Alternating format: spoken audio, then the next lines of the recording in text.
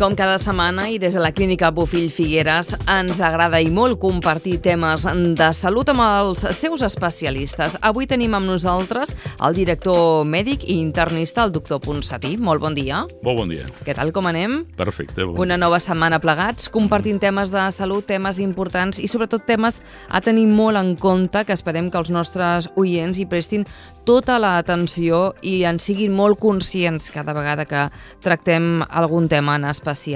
Avui de què parlarem, doctor Ponsatí? De les malalties més freqüents del fetge. Ai, el fetge. El nostre fetge, que sembla que no el cuidem prou, no? Pot ser. La història sol començar quan un metge de capçalera demana uns anàlisis de rutina amb un pacient en general sense cap símptoma. Farem uns anàlisis de rutina. Aquest anàlisi sol incloure, entre altres, les transaminases, que es diuen, les fosfatases alcalines, i pot ser que surtin elevades. Què tenim que fer quan surten elevades? Primer de tot, repetir els anàlisis, perquè pot ser que no es confirmi això, i si no es confirma no tenim cap problema. I per què podien haver estat alterats? O perquè per algun medicament, o per alguna quadre gripal previ, o per qualsevol cosa d'aquestes. Ara, actualment, si en aquest segon anàlisi no es confirma que estiguin alterats, el problema ja està solucionat, no cal anar més lluny. Si es confirma que les transaminases estan elevades, doncs es té que descartar una sèrie de malalties, haurem de fer una exploració física, una història clínica, més analítiques i una ecografia de fetge. Si no es detecta cap malaltia amb totes aquestes proves i les transaminases estan a inferior al doble del normal, pot ser que no tingui cap importància clínica i en aquests casos el que es fa és un seguiment clínic freqüent. Quines serien les causes més habituals d'aquestes malalties del fetge, doctor Ponsatí? Avui dia n'hi ha Dues. Una és la hepatitis crònica per al virus de l'hepatitis C i l'altra és la esteatosi hepàtica i la esteatosi hepàtica no alcohòlica que ara definirem. En quant a la hepatitis C, suposa actualment fins un 40% dels pacients amb cirrosi hepàtica. Aquests pacients, molts se'ls havien fet transfusions fa anys, quan no es coneixia aquest virus. Uns quants havien sigut drogadictes per via endovenosa, bastants adoptaven o adopten conducta sexual de risc, en aquest cas vol dir no preservatiu, com a concepte, i també estem parlant d'aquells pacients portadors de piercings o tatuatges, perquè és una forma de transmissió de la malaltia. No? També es té que saber que actualment hi ha un tractament que permet una curació amb un percentatge altíssim. Però nosaltres detectem fonamentalment això, i també detectem la segona causa. La segona causa ve bastant relacionada amb l'epidèmia d'obesitat que existeix a la nostra societat.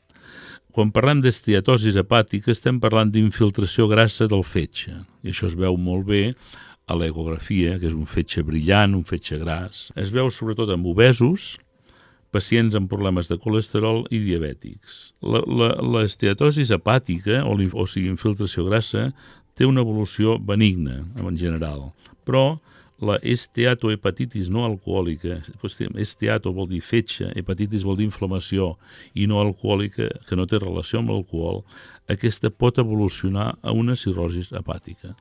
I qualsevol cirrosi hepàtica pot evolucionar a un càncer de fetge.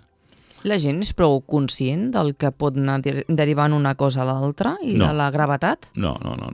En aquest moment, degut a la gran epidèmia d'obesitat que hi ha, que realment és molt important. És molt alarmant. És alarmant. Això va començar als Estats Units, ens ho han passat cap aquí. Crida l'atenció, per exemple, un dia que vaig entrar en un centre d'aquests de fast food, de menjar ràpid. Que no cal dir noms. Que no cal dir noms, que a Figueres n'hi ha 2 o 3.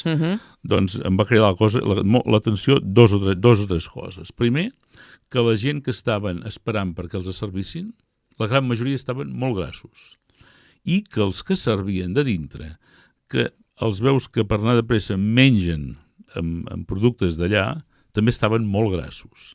I crida l'atenció la quantitat d'obesos que veus al carrer. Doncs aquests senyors tindran molts de problemes de salut, seran diabètics, tindran la pressió alta, tindran el colesterol alt, patiran del fetge, etc etc. Si és que ja no estan patint aquests problemes, perquè clar, molts els patiran, però molts ho estan patint i sembla que no prenen consciència, que no estan fent res al respecte. Això sí que és preocupant, no? Molts ho estan patint, i això ens portarà a uns problemes gravíssims, I la sanitat és probable que no pugui costejar tot això, perquè això estem parlant de temes sempre mèdics, sempre pensant en les persones, però també no tenim que deixar a part els temes de caire econòmic. Tot això suposarà una sobrecàrrega brutal. Que afecta a tothom, no només a aquestes persones que estan patint aquestes malalties. Ens afecta a tots. Esclar.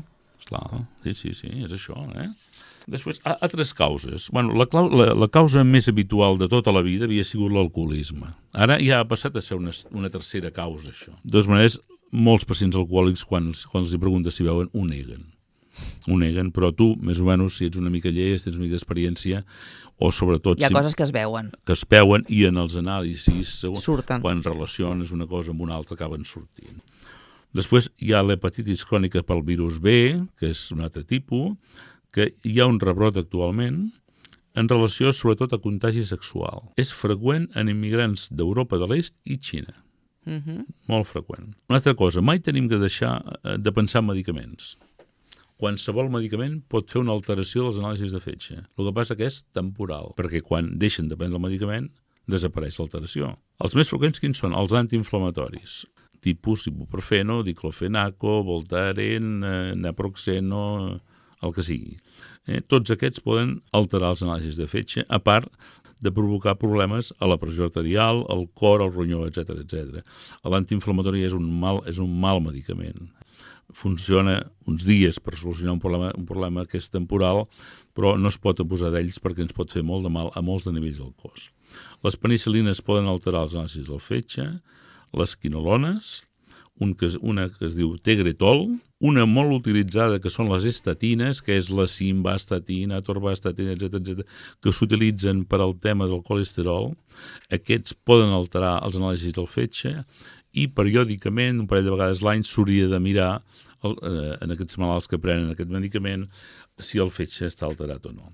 I sempre, molt i molt important, preguntar per productes d'herbolari. La gent va als herbolaris dels mercats i posa per al corazón, per a la pròstata, per a la cola de cavallo, per això, per l'altre. No es tenen que prendre productes d'aquest tipus perquè poden tenir efectes secundaris. I cuidado amb els productes homeopàtics perquè pot passar el mateix. Si al retirar el medicament es normalitzen les desaminases, ja sabem la causa, no ens compliquem la vida. Però jo vull insistir en que nosaltres el primer que preguntem és: vostè està prenent alguna cosa d'herbolari? Perquè això pot provocar una hepatitis tòxica. Causes no hepàtiques, la malaltia més freqüent és la malaltia celíaca, és la intolerància al gluten.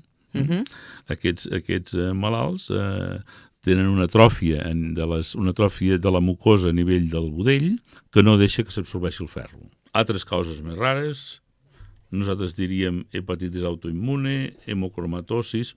Això en aquest moment existeix, però no són les causes fonamentals i això ja depèn més de l'especialista com fa un estudi complet. Finalment, si el que predomina a part de les transaminases és una cosa que en diguem la fosfatasa alcalina i la gamma GT, podem pensar que l'origen no sigui purament del fetge, sinó que sigui dels conductes biliars.